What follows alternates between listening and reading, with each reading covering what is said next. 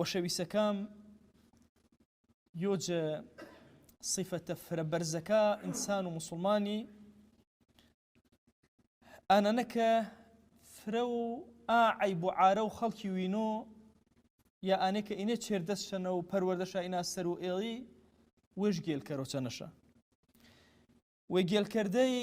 یۆنجە صفەتە بەرزەکە ئینسانن ئێمە فرێمە هەنێ چەنی ژەنێش چەنی زارۆڵەیش دائما هەر خراپێوە ژوینان نیشۆش بوو وازشان نمارۆ عەزیەت و ژەن و زارۆڵە و دەوروبەریش گرمۆنە ناڕەحەتی شاکەرۆن گولانە وینۆ گەورە وینۆ سەر و گرچێوی محاسەبەش دەست بە نەکەڕ قسەی کەرە سەر و گرچێوی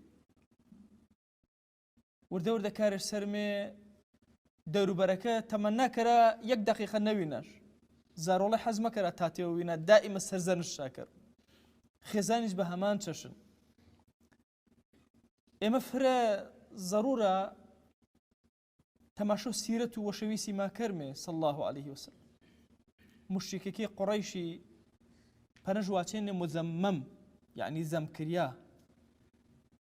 اینجا قسێکیش پەنە واچێنێ و لعنەتی چشکەرێنێوەن ئەسحابی نەشە فرەن پەنە ناوەش بێ مەکەی چە نەبێنە چارەسەرێوەشان نەبێ نەتاوێنێ وەشەویستمە وەشتینەیە گێل کەرێ قسێش پەنە واچێنێ جواب ناڵێوە زاناژ ڕەفیقەکێش و سەحابەکێ فرە ناڕەحەتێنێ فەرماواش ألا تعجبون كيف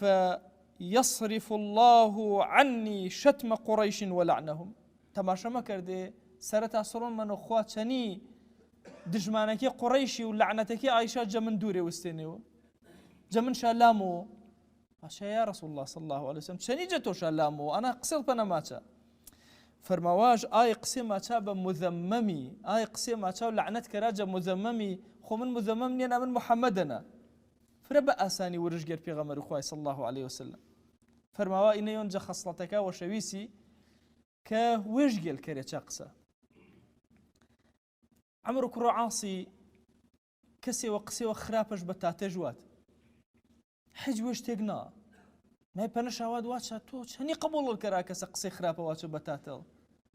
ما شو بتاتو من جوات توتا من تاتم قد توتا نبيا كلمة وغلط جواته بيوا عاقل بزاني شني دانايتي كرو ينجا عاقل جورتين عقلك عربي علماء فرموان شا تغافلوا ويجيل كردي يعني شيش فرموان شا تشم قجنايا والنجماردي خرابه وراوريته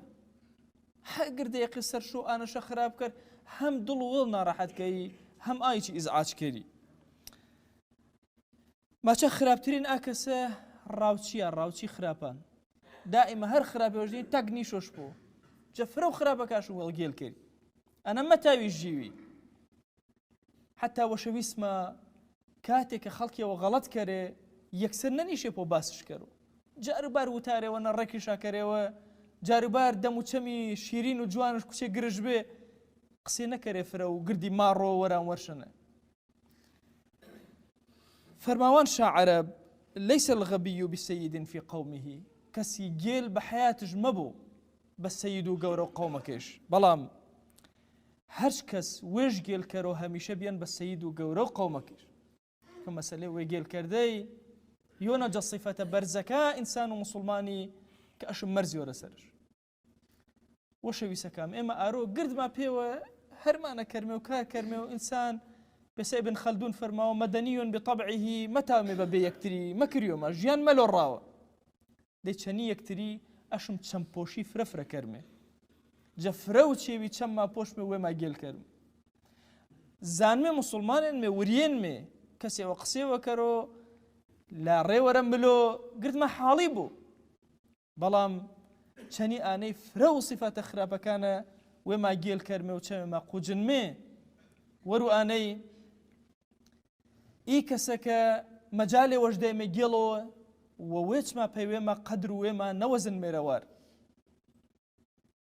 هر يوجا إيما آرونا چني زارولك چني خزان چني دوروبريش هرمانش بينيه هنه هم دلو وش آسوده کرو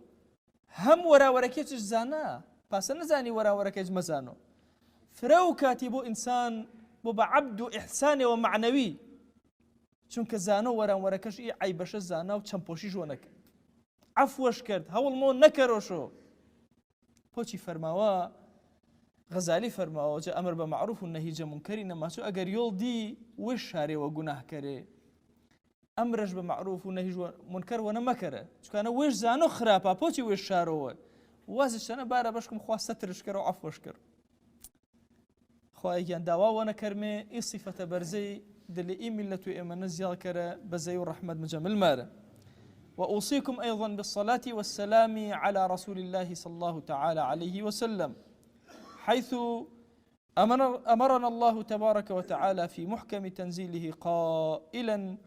إن الله وملائكته يصلون على النبي